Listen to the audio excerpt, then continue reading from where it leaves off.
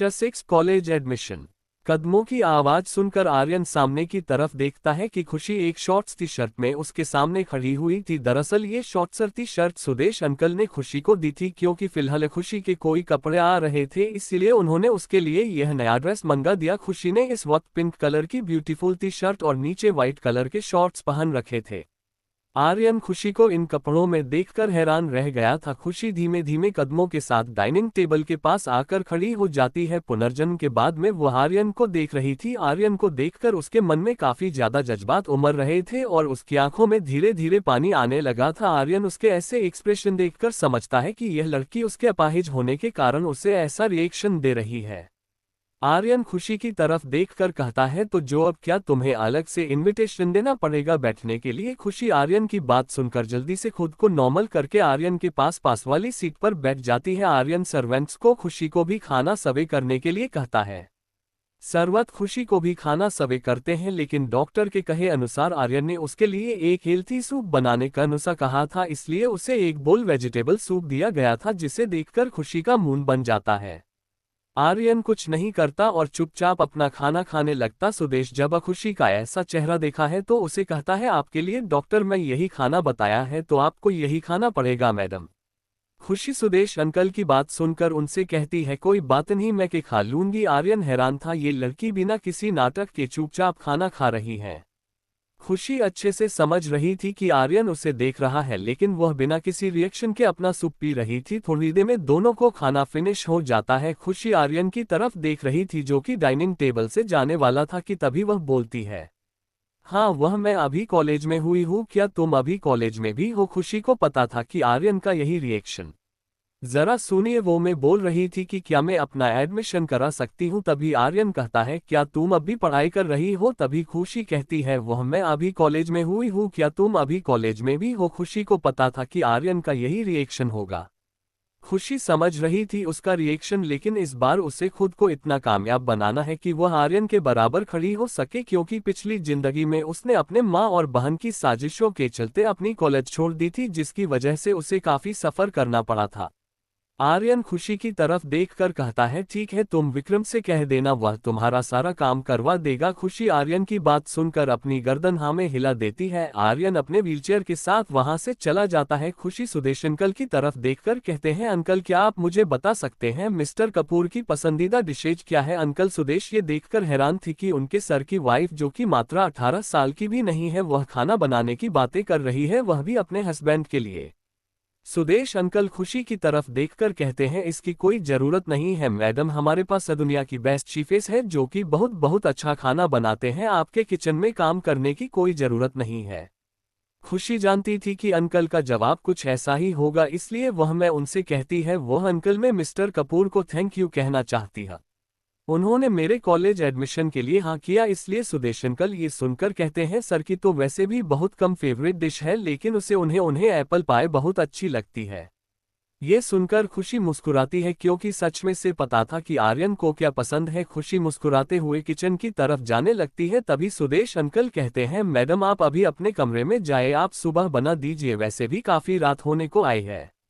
Sudesh uncle की बात खुशी को एकदम सही लगती है, इसलिए वह उन्हें गुड नाइट कहकर रूम में चले जाती है। बहन दूसरी तरफ आर्यन के रूम में आज इस वक्त शावर ले रहा था। उसकी आंखों के सामने बार बार खुशी का खूबसूरत बदन और उसका खूबसूरत चेहरा आ रहा था। सच में उसकी यह नई वाइफ काफी ज्यादा क्यूट और सेक्सी है, और उसके मासूम आंखें उसे और भी ज्यादा सुंदर बनती है। खुशी सब बेड पर लेटी हुई थी और उसकी आंखों के सामने सारे नज़ारे घूम रहे थे। खुशी का हाथ अपने आप अपने पेट पर चला जाता है। जिस वक्त उसकी मौत हुई थी, इस पर तो नहीं महीने की प्रेग्नेंट थी, किसी भी वक्त उनका बच्चा आने वाला था, लेकिन उन लोगों की साजिशें के चलते उसे अपना बच्चा और अपनी खोना पड़ा। खुशी अपने बच्चों के बारे में सोचकर रोने लगती है। आर्यन शावर लेकर अपने बेड पर लेटा हुआ था, उसे बहुत ज्यादा अजीब महसूस हो रहा था। उसकी माँ बार बार उसे खुशी के सामने जाने के लिए कह रहा था, लेकिन उसका दिमाग खुशी को बाकी लड़कियों से कंपेयर कर रहा था, इसलिए वह उसके करीब नहीं जाना चाहता था। आधी रात के करीब खुशी अपनी कमरे में सो रही थी, तभी धीरे से दरवाजा खुलता है और एक लंबा चौड़ा आदमी कमरे में दाखिल होता है। उसकी नज़र सीधा बेड पर सो रही खुशी पर जाती है, जो इस वक्त गहरी नींद में सो रही थी। वह इंसान धीमे धीमे कदमों से चलते हुए सीधा खुशी के पास आपका रुकता है और उसके मासूम चेहरे को देखता है। खुशी इस वक्त सो रही थी, जिसके कारण उसके बाल उसके चेहरे पर आ रहे थे। वह इंसान धीमे धीमे अपनी उंगलियों की मदद से उन बालों को खुशी के चेहरे से हटता है। खुशी नींद में थोड़ा सा महसूस करके वो आदमी अपना हाथ पीछे कर लेता है, लेकिन तभी खुशी वापस से गहरी नींद में सो जाती है। वह आदमी काफी देर तक खुशी को देखता रहता और थोड़ी देर बाद में उस कमरे से बाहर निकल जाता है। सेवेंथ सफेद भूत। खुशी सुबह जल्दी उठकर योगा कर रही थी, क्योंकि पिछली जिंदगी में उसका शरीर इतना कमजोर था कि अपने माँ और बहन के टॉर्चर के आगे वह कमजोर हो गई थी। वह इस जीवन में वह गलती दोबारा नहीं दोहराना चाहती थी। वह खुद को इतना मजबूत करना चाहती थी कि कोई भी उससे ना हरा सके। आर्यन अपने कमरे की खिड़की पर खड़ा होकर बाहर देख रहा था। नई छोटी वाइफ गार्डन में योग प्रेस कर रही है। उसका फिगर काफी ज्यादा खूबसूरत लग रहा था। आर्यन उसे लगातार देख रहा था। खुशी यह बात समझ चुकी थी, क्योंकि आर्यन की नजरों की ताबिश उसे अपने ऊपर महसूस हो रही थी, लेकिन फिर भी वह योग कंटिन्यू कर रही थी, क्योंकि उसे ऐसे ही तो अपने पति को अपनी तरफ करना था, बिना उसकी जानकारी के। अब हमारी खुशी अपनी असली फॉर्म में आ चुकी थी। सेक्सी सेक्सी योगा पोज कर रही थी, जो कि हमारे आर्यन के लिए सहन करना मुश्किल होता जा रहा था। आर्यन वहां से सीधा वापस अपने कमरे में चला जाता है, क्योंकि वह अगर 5 मिनट और खुशी को देवता तो पता नहीं वह क्या कर जाता है। खुशी भी थोड़ी देर बाद योगा करके अपने कमरे में आ गई थी। बाथरूम में शावर ले रही थी। उसके मन में अपने पिछले जन्म की याद थी। जहां तक उसे याद था, आज उसकी बहन आने वाली थी और खुशी को पता था पिया के क्या होने वाला है। इसलिए खुशी जल्दी से तैयार होकर बाहर आती है और उसने इस वक्त ब्लैक कलर का जंप सेट पहना हुआ था, जिसमें वह सिर्फ 15-16 साल की बच्ची की तरह लग रही थी। खुशी ने बालों की तरफ देखो और फिर पता नहीं उससे क्या दिमाग में है, उसने अपने बैंगल्स काट लिए, जिससे उसकी चाबी पर चेहरा और ज्यादा क्यूट लगने लगा। उसने सिर्फ मेकअप के नाम पर सिर्फ लिप बाम और काजल लगाया हुआ था, जिससे कि वह बहुत प्यारी लग रही थी। खुशी एक बार खुद को आईने में देखती है और फिर चारों तरफ घूमकर एक बार फिर से देखती है, क्योंकि उसे याद था कि पिछले जन्म में अपनी बहन के कहने पर वह शादी के बाद में इतने गंदे गंदे कपड़े पहनती थी कि आर्यन को बिल्कुल भी पसंद नहीं आए। ये सब बहन नव्या का किया धरा था। खुशी तैयार होकर सीध किचन में पहुंचते हैं, जहां वर्ल्ड के बेस्ट शेफ नाश्ता तैयार कर रहे थे। खुशी को देखकर वह सब लोग एक लाइन में खड़े हो जाते हैं। खुशी उन सब की तरफ देखकर कहती है, आप मुझे ऐसे मत देखिए, मुझे बस आज का नाश्ता बनाना है और कुछ स्पेशल बनाना है। तभी वहां सुदेश अंकल आते हुए कहते हैं, मैडम आप सिर्फ बस की पसंद की एप्पल पाई बना दीजिए, बाकी सारे सेक्स कर लेंगे, अपना काम कभी खुशी रहती है। नहीं अंकल, मैं उनके लिए नाश्ता बनाना चाहती हूँ। सुदेश अंकल, खुशी मुझे कुछ कहता उससे पहले ही खुशी नाश्ता बनाने के लिए अप्रैल पहन लेती है। सुदेश अगर कुछ कहते हैं उससे पहले खुशी शेफ से कहकर सरसामान मंगवा लेती है। सुदेश अंकल को यकीन नहीं हो रहा था कि यह छोटी सी कद से दिखने वाली लड़की किचन में कुछ बना भी सकती है, लेकिन खुशी की जीत के आगे उन्हें हरन ही पड़ता है। सुदेश अंकल एक बार फिर से खुशी को देखकर बाहर चले जाते हैं। आर्यन तैयार होकर नीचे आ चुका था। पता नहीं क्यों, लेकिन आज उसे घर में अलग से ही खुशबू आ रही थी। सुदेश अंकल आर्यन को नीचे आता देखकर कहते हैं, सर आप आ गए, नाश्ता बस तैयार होने ही वाला है। आर्यन अभी कुछ कहता उससे पहले एक किचन से एक चीख की आवाज आती है। सुदेश अंकल जल्दी से किचन की तरफ हो जाते हैं। आर्यन भी यह चीज सुनकर किचन की तरफ जाने लगता है। तभी वह देखा है कि सुदेश अंकल दरवाजे पर खड़े होकर जोर जोर से हंस रहे थे। आर्यन उन्हें हंसना हुआ देखकर थोड़ा कंफ्यूज हो जाता है, लेकिन फिर जब वह अंदर देखा है तो उसे भी हंसी आ जाती है, क्योंकि हमारी प्यारी खुशी मैडम ने खुद को एकदम सफेद आटे से कवर कर लिया था। वह इस वक्त किसी छोटे सफेद भूत जैसी लग रही थी। सुदेश अंकल खुशी से पूछते हैं, क्या हुआ मैडम, आपने कल यह हाल कैसे कर लिया? खुशी मासूम सा चेहरा बनकर रहती है, कहती है, मैं तो बस वह ऊपर से डब्बा निकल रही थी, लेकिन पता नहीं कैसे वह मेरे ऊपर गिर गया। अभी वह कुछ और कहती कि तभी पीछे से एक आवाज आती है, तुम यही काम करती हो खुशी, तुमसे एक काम भी ढंग से नहीं होता, पता नहीं क्या करती रहती हो तुम पूरा दिन, थोड़ी तो तमीज रखो, आखिर तुम सिंघानिया परिवार की बेटी हो। खुशी इस आवाज को अच्छे से पहचानती थी। यह और कोई नहीं उसकी सौतेली बहन नव्या थी, क्योंकि खुशी के साथ यहाँ रहने आई थी। खुशी उसकी तरफ देखकर कहती है, लेकिन दीदी मैं तो सिर्फ अपने हस्बैंड के लिए खाना बनाना चाहती थी। आर्यन खुशी के बात सुनकर उसकी तरफ देखा है, लेकिन उसके चेहरे के भाव कैसे ही सख्त रहते हैं। आर्यन सुदेश अंकल की तरफ देखकर कहता है, अंकल क्या हमारे घर में शेफेस की कमी रह गई, जो मैसेज कपूर को खाना बनाने की जरूरत हो गई?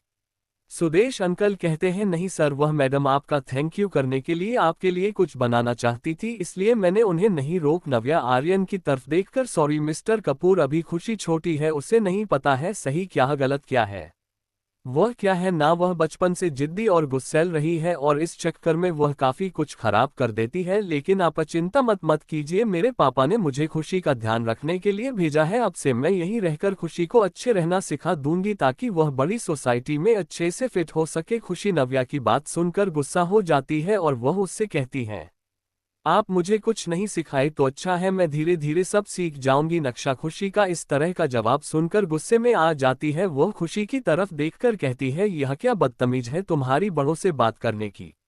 अभी खुशी कुछ करके उससे पहले आर्यन कहता है मैसेज कपूर जाकर अपना हुलिया ठीक करके आइए। आर्यन का चेहरा सख्त साउथ हो रही है, उसके चेहरे से पता चलता है क्योंकि उसके बाकी चेहरे पर तो मास्क था। Chat college. खुशी आर्यन की बात सुनकर सीधा अपने कमरे में जाती है और वहां जाकर कपड़े चेंज कर लेती है। इस वक्त उसने एक पिंक और ब्लू कलर की मैचिंग की साड़ी पहनी हुई थी। उसे अच्छे से याद था कि आर्यन को पिछले जन्म में उसका साड़ी पहनना कितना ज्यादा पसंद था, इसलिए वह साड़ी पहनकर नीचे चली जाती है। नव्या जो कि इस वक्त डाइनिंग टेबल पर बैठी आर्यन को एक तक देख रही थी। भले ही आर्यन व्हील चेयर पर हूँ लेकिन उसकी बॉडी, उसका सीकर, उसकी बॉडी लैंग्वेज उससे सबसे डिफरेंट और हैंडसम बनती है और उसके चेहरे पर वह ब्लैक लेदर मास्क से किसी सस्पाइसियस मूवी का हीरो डिक्लेयर कर देती है। नव्या आर्यन की तरफ देखते रहती है। उसे आर्यन अट्रैक्टिव भी लग रहा था लेकिन अपाहिज होने के कारण वह उसे डिस्गस्टिंग भी लग रहा था। तभी उसे सीढ़ियों से पैरों की आवाज आती है। वह देखी है कि उसकी छोटी बहन सुंदर सी साड़ी पहले नीचे आ रही है, जिसे देखकर नव्या रहती है ये गवार की गवार ही रहेगी। कपूर खानदान में शादी होने के बाद में भी इसकी चॉइस कितनी गंदी और सस्ती है। कल खुशी धीमे धीमे कदमों से नीचे आकर खड़ी हो जाती है। आर्यन खुशी को देखते ही रह जाता था। सच में ये छोटी लड़की छोटा पैकेट बड़ा धमाका है, सच में अलग ही खूबसूरत है जिसकी कोई तुलना नहीं है। खुशी खुशी से आकर आर्यन के पास वाली सीट पर बैठ जाती है। नव्या खुशी की तरफ देखकर कहती है खुशी तुमने ये क्या पहना है, तुम्हें नहीं पता तुम अब कपूर खानदान की बहू हो और तुम इतने सस्ते कपड़े कैसे पहन सकती हो, तुम्हें अब हाई क्लास लोगों की तरह हाई क्लास कपड़े और ब्रांडेड चीज ही पहनना चाहिए। तभी खुशी मुस्कुराते हुए अपनी बहन की तरफ देखकर कहती है दीदी मुझे साड़ी अच्छी लगी इसलिए मैंने ये पहनी, और रही बात ब्रांडेड चीजों की तो मेरे ख्याल में कपूर खानदान की कोई भी चीज चीप तो हो ही नहीं सकती। खुशी की बात सुनकर नव्या अपनी मुट्ठी गुस्से में काश लेती क्योंकि खुशी से बिल्कुल भी छुपी हुई नहीं थी। तभी सुदेश अंकल सर्वेंट के साथ वहां आते हैं और खाना लगने लगते हैं। खाने को देखकर आर्यन खुशी की तरफ देखा है क्योंकि उसे अच्छे से पता था कि यह सारा खाना खुशी ने अपने हाथों से बनाया है। खुशी मुस्कुराते से आर्यन की तरफ देखकर कहती है ये सब मैंने बनाया है, और फिर वह अपने हाथों से आर्यन को खाना सर्व करती है। तभी नव्या उसकी तरफ देखकर कहती है मुझे भी सर्व करो। तभी खुशी नौकर की तरह इशारा करके कहती है मैडम को खाना दीजिए प्लीज। सर्वेंट को नव्या कुछ खास अच्छी नहीं लग रही थी लेकिन वह क्या कर सकते, इसलिए मैं नव्या को खाना सर्व करते हैं। नव्या खुशी की तरफ देखकर कहती है तुमने कुकिंग कब सीखी। खुशी अब सच्चाई तो नहीं बता सकती थी कि उसने पिछले जन्म में कुकिंग सीखी थी, इसलिए वह नव्या की तरफ देखकर कहती है बस फोन टीवी और फिर कभी कभी बनकर मैंने सब कुछ सीख लिया। सभी लोग खाना स्टार्ट करते हैं। आर्यन पहला निवाला लेते हैं। खुशी की तरफ देखा है जो कि टिमटिमाते हुई बड़ी बड़ी आंखों से उसे ही देख रही जैसे कोई छोटा बच्चा होमवर्क करने के बाद में अपने टीचर की तरफ देखता है। लेकिन आर्यन कुछ नहीं कहता और चुपचाप खाने लगता है। खुशी आर्यन की तरफ देखती है, उसे कहीं ना कहीं पता था क्यों उसका ये सीरियस रहने वाला हस्बैंड इतनी आसानी से तो उसकी तारीफ नहीं करेगा। एक बाइक लेते हुए कहती है ये क्या है खुशी, इस टोस्ट में था नमक क्यों डाला है तुमने। खुशी नाराजगी से नव्या की तरफ देखती है और उससे कहती है दी मैंने एकदम सही अमाउंट में डाला था और टेस्ट भी किया था, यह एकदम बेस्ट है। आर्यन खुशी की तरफ देखा है जो कि नाराजगी से अपनी बहन की तरफ देखते हैं। तभी ना क्या कहा कहते हैं वह हमें तो कहना भूल गई, क्या तुम कॉलेज में एडमिशन लोगी, पर अब तुम क्या जरूरत है पढ़ने की, और मुझे नहीं लगता मिस्टर कपूर को ये पसंद होगा कि उनकी वाइफ कॉलेज में जाए। खुशी आर्यन की तरफ देखती है जो अभी भी चुपचाप बैठा हुआ था, लेकिन तभी खुशी रहती है सॉरी दिन आपको बताना भूल गई थी, मिस्टर कपूर ने मुझे पढ़ने की परमिशन दे दिया है और उन्होंने कहा है कि मेरा एडमिशन यहाँ की बेस्ट एक्टिंग कॉलेज में होगा। नव्या खुशी की बात सुनकर आर्यन की तरफ देखती है, जो कि बिना उन दोनों की बातों पर ध्यान दिया अपना नाश्ता कर रहा था, जैसे उसे किसी बात का पता ही ना हो। तभी नव्या उसकी तरफ देखकर कहती है, मिस्टर कपूर, मैं जानती हूँ आप भी नहीं चाहते होंगे कि आपकी वाइफ ऐसे कॉलेज में पढ़े। तभी आर्यन अपना खाना फिनिश करके अपनी चम्मच नीचे रखता है और खुशी की तरफ देखकर कहता है, तुम्हारा एडमिशन हो चुका है, तुम आज से ही कॉलेज जा सकती हूँ। तभी खुशी उससे पूछता है, आपने मेरा एडमिशन कौन से कॉलेज में कराया है? आर्यन खुशी की बात सुनकर कहता है, इस कॉलेज में जहां बेस्ट एक्टर्स पढ़े हैं। आर्यन की बात सुनकर खुशी समझ जाती है कि उसका एडमिशन नव्या की कॉलेज में हुआ है, और उसका कारण यह है कि वह इस देश के सबसे बेस्ट एक्टिंग स्कूल है, जहां से बहुत बड़े बड़े सितारों ने एक्टिंग सीखी है। आर्यन अपनी व्हीलचेयर पर चलता हुआ बाहर जाने लगता है। उसे बाहर जाता हुआ देखकर खुशी उसके पीछे पीछे जाने लगती है। आर्यन को खुशी उसकी गाड़ी तक छोड़ने जाती है। खुशी आर्यन को बाय बोलकर घर के अंदर चली जाती है। अभी वह घर के अंदर आई थी कि तभी नव्या उसकी बातों पढ़कर उसे धमकाते हुए कहती है, तुम्हें क्या लगता है कपूर खानदान की बहू बन गई हो तो आसमान में उड़ोगी? तुम पहले उसे कॉलेज में एडमिशन ले लो, लेकिन कभी भी एक्टर नहीं बन पाओगे, क्योंकि जहां तक मुझे पता है आज तक किसी भी कपूर खानदान की बहू ने काम नहीं किया है। और मिस्टर कपूर तुम्हें भी यह इसलिए करने दे रहे हैं क्योंकि जब उनका तुमसे मन भर जाएगा तो वह तुम्हें मक्खी की तरह निकालकर बाहर फेंक देंगे, इसलिए वह तुम्हारे किसी भी काम के लिए तुम्हें मना नहीं करेंगे। Chennai gift box. नव्या की बात सुनकर खुशी उससे कहती है, आपका क्या मतलब है? तभी नव्या वापस से अच्छे बनने की एक्टिंग करते हुए कहती है, खुशी मैं तुम्हें सच्चाई बता रही थी, मैं तुमसे ज्यादा दुनिया देखी है। नव्या खुशी की तरफ देखकर कहती है, तुम समझना की कोशिश करो, हम तुम्हारा भला नहीं चाहते हैं, ये बड़े घर के लोग ऐसी होते हैं कभी खुशी। तभी खुशी आगे आते हुए कहती है, इसीलिए आपने मेरी शादी उनसे करती है ना, ताकि आपको ये ड्रामा न सहना पड़े। नव्या खुशी की बात सुनकर मुस्कुराते हुए कहती है, कैसी बातें कर रही हो खुशी, क्या मैं तुम्हारे साथ ऐसा कर सकती हूँ? मैं हमेशा तुम्हें अपनी छोटी बहन माना है, वह तो पापा ने अपने बिजनेस के लिए तुम्हारी शादी श्री कपूर से करती, वरना तुम्हें क्या लगता है अगर पापा के बिजनेस में कोई प्रॉब्लम ना होती तो तुम्हारी शादी वह करवाती मिस्टर कपूर से, जो एकदम बेकार है, जो बस अपनी फैमिली पर और तुम पर बस एक बोझ है, जो शायद तुम्हारे साथ कभी हैप्पी मैरिड लाइफ नहीं बिता सकेगा। नव्या बातों ही बातों में खुशी को पानी मार रही थी कि भले ही उसकी शादी मिस्टर कपूर से हुई हो, लेकिन उसे कभी भी हस्बैंड वाला प्यार नहीं मिलेगा। अभी नव्या खुशी से कहती है, पापा को तुम्हारी चिंता है, इसलिए उन्होंने मुझे भेजा है तुम्हारा ध्यान रखने के लिए, और उन्होंने ये गिफ्ट भी दिया है तुम्हें मिस्टर कपूर को देने के लिए। खुशी नव्या के हाथों से एक छोटा सा बॉक्स ले लेती है। खुशी को अच्छे से याद था कि इस बॉक्स में क्या है। दरअसल इस बॉक्स में एक कामुकता बढ़ाने वाली दवाई थी। ये दवाई जानबूझकर नव्या ने उस बॉक्स में रखी थी, ताकि जब उसका कपूर ये दवाई किसी से देखे तो उन्हें ऐसा लगे कि खुशी उनका मजाक उड़ा रही है अपाहिज होने का। लेकिन खुशी के पास अपना एक प्लान था, इसलिए वह नव्या से कहती है, ठीक है दीदी, मैं उन्हें ये गिफ्ट दे दूंगी। तभी नव्या उससे कहती है, मैं भी अपना सामान उसे रूम में सेट कर लेती हूँ। नव्या ने जानबूझकर खुशी के पास वाले कमरे की तरफ इशारा किया था। खुशी नव्या की तरफ देखकर कहती है, सॉरी दीदी, लेकिन गेस्ट रूम नीचे की तरफ है और आपको वही रहना पड़ेगा, क्योंकि मिस्टर कपूर को पसंद नहीं है कि कोई गेस्ट उनके घर पर इस तरह हक जमाए। नव्या का मुंह छोटा सा हो जाता है, लेकिन वह किसी तरह खुद को नॉर्मल करके कहती है, तो सॉरी, मुझे लगा वही गेस्ट रूम है। तभी नव्या खुशी से कहती है, वैसे तुम्हें कौन से कॉलेज में एडमिशन लेने की सोच रही हूँ? जिस पर खुशी रहती है उसी में जिसमें आप कॉलेज कर रहे हैं। तभी नव्या उससे कहती है, लेकिन तुम्हें एक्टिंग की क्या जरूरत है, तुम्हें इतना अच्छा हस्बैंड मिला है, इतना पैसे वाला है। खुशी नव्या को एक स्माइल देते हुए कहती है, वह पैसे मिस्टर कपूर की या मेरे नहीं है, और दूसरी बात, मैं अपने पैरों पर खड़ा होना चाहती हूँ ताकि मुझे किसी का एहसान ना लेना पड़े।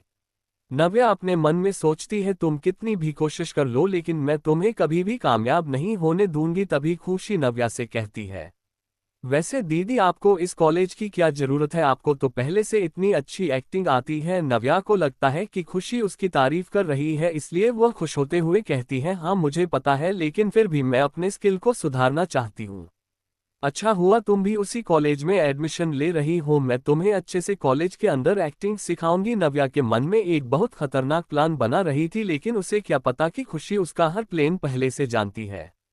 खुशी नव्या को कपूर मेंशन में रखना भी नहीं चाहती थी, लेकिन अपनी आजा के प्लान को कामयाब करने के लिए उसे नव्या की जरूरत पड़ने वाली है। खुशी गिफ्ट बॉक्स लेकर अपने कमरे में चली जाती है और वह गिफ्ट बॉक्स खोलकर देखती है। उसने जैसा सोचा था कि इसमें क्या होने वाला है, खुशी जल्दी से उसे दवाई की शीशी को बाहर निकाल देती है और उसकी जगह वह अपने द्वारा लाया हुआ ब्रोच डाल देती है जो कि अभी अभी उसने ऑनलाइन मंगाया था, और उससे बॉक्स को वह अपनी ड्रेसिंग टेबल पर रख देती है क्योंकि इस वक्त तो आर्यन कब का ऑफिस जा चुका था। खुशी एक बार पूरे घर को घूमकर देखना चाहती थी, इसलिए वह पूरे घर का राउंड लेने लगती है। तभी उसकी नज़र गार्डन पर पड़ती है। अपने पिछले लाइफ में खुशी ने इस गार्डन को सजाया। इस वक्त उसे गार्डन में कुछ ये पेड़ पौधे लगे हुए तो जो सिर्फ उसे हरा भरा बना रहे थे, ना कि खूबसूरत। खुशी वहां काम कर रहे हैं। माली से कहती है, अंकल क्या आपको मैं जो फ्लावर बताऊं वह आप लेकर आ सकते हैं। माली अपना सर झुकाकर खुशी से कहता है, जी मैडम आप जैसा कहें। खुशी उनको इस तरह का सर झुकाता हुआ देखकर कहती है, आप ऐसा क्यों कर रहे हैं, मैं तो आपकी बेटी जैसी हूँ। मलिक खुशी से कहता है, लेकिन आप है तो हमारी मैडम हना। खुशी रहती है, नहीं आप मुझे मेरे नाम से बुला सकते हैं। तभी वह मालिक कहता, नहीं नहीं, अगर मलिक को पता चल तो वह हमें जान से मार देंगे। खुशी मालिक काका की तरफ देखकर कहती है, तो आप हमें बिटिया कह सकते हैं। मलिक काका मुस्कुराते हुए खुशी की तरफ देखते हैं। उन्हें खुशी एक मासूम बच्चे की तरह लग रही थी जो कि अपने निश्चल आंखों से उसे देख रही थी। मालिक काका उसे कहते हैं, ठीक है जैसा तुम कहो बिटिया, हम वैसे ही तुम्हें बुलाएंगे। खुशी एक कागज पर उन्हें सारे पौधों के नाम बता देती है। वह सारे पौधे उसे और आर्यन दोनों को पसंद थे। खुशी मुस्कुराते हुए गार्डन को देखने लगती है। वही अपनी बालकनी में खड़ी नव्या खुशी को देख रही थी। तबीयत अपना फोन निकाल कर किसी को कॉल करती है और फिर कहती है, तुम्हारी जरूरत पड़ेगी। सामने से एक लड़का कहता है, मेरी क्या जरूरत पड़ गई मेरी जान को। नव्या खुशी की तरफ देखते हुए कहती है, किसी को अपने प्यार के जाल में गिराना है। सामने से लड़का कहता है, अच्छा वह कौन है। खुशी की तरफ कहती है, फोटो भेज रही हूँ खुद ही देख लो। और वह खुशी की गार्डन में घूमते हुए कुछ फोटोज निकालकर एक अननोन नंबर पर सेंड कर देती है। सामने से रिप्लाई आता है, यह मछली तो बहुत ज्यादा सुंदर है। लव या खुशी की तारीफ सुनकर जल जाती है। वह रिप्लाई करती है, जितना कम बोला है उतना करो। वह लड़का ओके कहकर फोन का बंद कर देता है। लग जा खुशी को देखते हुए कहती है, तुम्हारी तो इज्जत की मैं इतनी धज्जियां उड़ाऊंगी कि तुम समेटते समेटते थक जाओगी। खुशी गार्डन से अंदर मेन हॉल में आ जाती है। वह देखती है कि सुदेश अंकल आर्यन का लंच बॉक्स लेकर ऑफिस जाने की तैयारी कर रहे हैं। खुशी जल्दी से उनके पास आते हुए कहती है, अंकल क्या आपको बुरा ना लगे तो क्या मैं मिस्टर कपूर के लिए खाना लेकर जा सकती हूँ। चटेंट लंच बॉक्स और रोमांस। सुदेश अंकल खुश की तरफ देखकर कहते हैं, क्या पका कर के लिए लंच लेकर जाना चाहती है। जिस पर खुशी कहती है, हाँ अंकल क्या मैं जाऊं। सुदेश खुशी को हाँ कह देता है, लेकिन पहले खुशी अपने कमरे में जाती है। कमरे में जाकर वह खुद को आईने में देखती है। इस वक्त उसने वह साड़ी पहन रखी थी जो कि बाहर गार्डन को देखते हुए थोड़ी खराब हो गई थी, इसलिए खुशी जल्दी से दूसरी साड़ी निकाल कर लाती है। खुशी सेटिंग अपने ऊपर लगा कर देखती है। ये रेड कलर की साड़ी थी जो कि काफी खूबसूरत एकदम प्लेन साड़ी, जिसके डार्क मैरून कलर का ब्लाउज जो कि उस साड़ी को बहुत ज्यादा खूबसूरत बना रहा था। खुशी जल्दी से बाथरूम में जाकर कपड़े चेंज करके आती है और फिर खुद को आईने में देखती है। खुद का थोड़ा टचअप करने के लेती है और अपना पर्स लेकर सीधा बाहर चली जाती है। सुदेश अंकल जो भी किचन में खड़े होकर खुशी का वेट कर रहे थे, वह जब खुशी को देखते हैं तो देखते रह जाते हैं। खुशी उनकी तरफ देखकर कहती है, अंकल क्या मैं सही लग रही हूँ। अंकल खुशी की तरफ देखकर कहते हैं, जी मैडम आप सच में सुंदर लग रही है। खुशी अपनी तारीफ सुनकर मुस्कुराती है और उन्हें लंच बॉक्स लेकर वहां से बाहर की तरफ आ जाती है। ड्राइवर जो कब से सुदेश शंकर का वेट कर रहा था ऑफिस ले जाने के लिए, वह जब खुशी को आता हुआ देखा है तो उससे पूछता है, मैडम आपको कहीं जाना है। जिस पर खुशी लंच बॉक्स दिखाते हुए कहती है, हाँ मुझे वह मिस्टर कपूर के ऑफिस जाना है। ड्राइवर उसकी बात सुनकर उसके पीछे देखता है जहां सुदेश अंकल उसे जाने का इशारा कर रहे थे। ड्राइवर खुशी की तरफ देखकर कहता है, ठीक है मैडम चलिए। खुशी मुस्कुराते हुए करके पिछले वाली सीट पर बैठ जाती है और खुशी की गाड़ी वहां से निकल जाती है। सुदेश अंकल उसे गाड़ी के वहां से जाने के बाद में एक गाड़ी जो कि बॉडीगार्ड की थी उन्हें भेज देते हैं। वह कोई भी रिस्क नहीं लेना चाहते थे खुशी के साथ। खुशी गाड़ी में बैठे हुए कुछ सोच रही थी। अब खुशी कोई काम कर रही है बिना कोई प्लान के तो नहीं कर रही होगी। खुशी को अच्छे से पता था कि आज खुशी के पापा आज मिस्टर कपूर के साथ मीटिंग करने आने वाले हैं। जो लॉस हुआ है वह सिर्फ आर्यन ही सही कर सकता था, इसलिए वह आज उसकी हेल्प लेने आए थे। पिछली जिंदगी में आज के दिन खुशी की जगह नव्या थी और उसने पिछली बार जानबूझकर आर्यन को ड्रग्स देने की कोशिश की थी ताकि वह बीमार हो जाए, क्योंकि वह अच्छे से जानती थी कि आर्यन बीमार है और वह कुछ नहीं कर सकेगा अगर उसे पर ड्रग का असर हुआ तो। पिछली जिंदगी में आर्यन की तबीयत बहुत ज्यादा खराब हो गई थी, उसे 15 दिनों तक हॉस्पिटल में रहना पड़ा था और नव्या ने किसी तरह सारा इल्जाम खुशी पर लगा दिया था, जिसके बाद में पूरी कपूर फैमिली खुशी से नफरत करने लगी थी। ये सोचकर जहां खुशी को गुस्सा भी आ रहा था और यह सोचकर उसको थोड़ा आराम भी मिला कि उसने इस बार ऐसा कुछ नहीं होने दिया। लगभग आधे 1 घंटे के बाद में वह लोग ऑफिस पहुंच चुके थे। खुशी अंदर जाती है और सीधा रिसेप्शन के पास जाकर वहां खड़ी लड़की से कहती है, जरा सुनिए। वह लड़की इतनी मीठी आवाज सुनकर सामने देखती है, एक छोटी सी लड़की जिसने सुंदर सी साड़ी पहनी थी वह उसके सामने खड़ी थी। वह लड़की मुस्कुराते हुए खुशी से कहती है, यस मैम, मैं आपकी क्या हेल्प कर सकती हूँ। खुशी उसे लड़की की तरफ देखकर मुस्कुरा कर कहती है, वह मुझे मिस्टर कपूर से मिलना था। वह लड़की खुशी से कहती है, मैम क्या आपके पास सर से मिलने का कोई अपॉइंटमेंट है किसी? उसे लड़की से कहती है, जी हम उनके लिए खाना लेकर आए हैं। वह लड़की अभी कुछ और खाने वाली थी कि तभी पीछे से उन्हें विक्रम की आवाज सुनाई देती है। विक्रम कुमार देखकर वह रिसेप्शनिस्ट सर्च प्रकार रहती है, good afternoon assistant Vikram. Assistant Vikram उसकी तरफ हाँ में गर्दन हिलाकर खुशी की तरफ देखकर कहते हैं, मैडम आप यहाँ? तभी खुशी कहते हैं, हम आपके सर का लंच लेकर आए हैं। सभी विक्रम खुशी से कहता है, चलिए मैं कर अपने केबिन में है, आप वहां जाकर उन्हें लंच दे सकती है। खुशी मुस्कुराते हुए असिस्टेंट विक्रम के पीछे जाने लगती है। पूरी ऑफिस में सब लोग खुशी की तरफ देख रहे थे क्योंकि यह तो उसकी एज इतनी ज्यादा छोटी लग रही थी और दूसरी बात में उसे लाल साड़ी में बहुत ज्यादा खूबसूरत लग रही थी। सभी ऑफिस के लड़के तो खुशी को देखकर लार टपका रहे थे। खुशी मुस्कुराते हुए पूरे ऑफिस को देखते हुए असिस्टेंट के साथ लिफ्ट में पहुंच जाती है। असिस्टेंट लिफ्ट सीधा टॉप फ्लोर पर लेकर जाते हैं जहां सिर्फ आर्यन का केबिन था। खुशी चुपचाप लिफ्ट में खड़ी हुई थी, वह विक्रम को गौर से देख रही थी। उसे अच्छे से याद था पिछली लाइफ में एक कम ही था जिसने लास्ट तक आर्यन का साथ दिया था। उसने खुशी को भी बहुत समझाने की कोशिश की थी कि वह अपने परिवार वालों की बात में ना आए, लेकिन खुशी ने उसकी बात नहीं सुनी। अब वह विक्रम को देखकर काफी ज्यादा खुश थी। उसे अच्छे से याद था कि उसी की वजह से विक्रम ने अपनी लाइफ खोई थी, अपने प्यार को खोया था। थोड़ी देर बाद में वह लोग सीधा टॉप फ्लोर पर पहुंचते हैं। विक्रम खुशी से कहते हैं, मैं आप चाहिए। हालांकि खुशी को थोड़ा थोड़ा डर लग रहा था लेकिन फिर भी वह हिम्मत करके आर्यन केबिन की तरफ जाने लगती है। वही केबिन में आर्यन किसी फाइल को रीड कर रहा था, तभी उसके केबिन के दरवाजे पर नॉक होता है। आर्यन अपनी सीरियस आवाज में कहता है, कम इन। वही बाहर खड़ी खुशी आर्यन की आवाज सुनकर एक पल के लिए घबरा जाती है, लेकिन वह खुद को नॉर्मल करके केबिन के अंदर जाती है। अंदर जाकर वह हमने अच्छी है कि आर्यन ने अपना वही लेदर मास्क पहन रखा है और हेड चेयर पर बैठा हुआ है। आर्यन को जब सामने से कोई आवाज नहीं आती तो मैं सामने देखा है। सामने देखती हूँ, उसकी नजर खुशी पर जाती है जो कि उसे लाल साड़ी के अंदर किसी खिले हुए गुलाब की तरह लग रही थी। आर्यन खुशी को वहां देखकर उससे पूछता है, तुम यहाँ क्या कर रही हो? खुशी अपने हाथ में पड़े हुए लंच बॉक्स को दिखाते हुए कहती है, वह हमें लगा कि आपका लंच बॉक्स लेकर हम आ जाते हैं। आर्यन खुशी की है ये बात सुनकर उससे कहता है, तुम्हें कभी यह सब करने की कोई जरूरत नहीं है। जिस पर खुशी करती है, नहीं नहीं, हमारे पापा ने कहा है कि हमें आपकी पत्नी होने के सारे फर्ज निभाने होंगे, इसलिए हम आए हैं। खुशी से सच में बहुत ज्यादा मासूम लग रही थी। खुशी की बात सुनकर आर्यन उससे कहता है, अच्छा तो तुम्हारे पापा बोलेंगे वह तुम करोगी, इसलिए तुमने मुझसे शादी कर ली सिर्फ पैसों के लिए, या फिर यह भी तुम्हारे पापा ने बोला था? आर्यन की बात सुनकर खुशी अपनी गर्दन हाँ में हिला देती है। आर्यन खुशी का जवाब सुनकर उसे देखा है लेकिन फिर अपने चेहरे पर सीरियस एक्सप्रेशन लाकर कहता है, ठीक है तुम अब जा सकती हो, लंच बॉक्स वहां रख दो।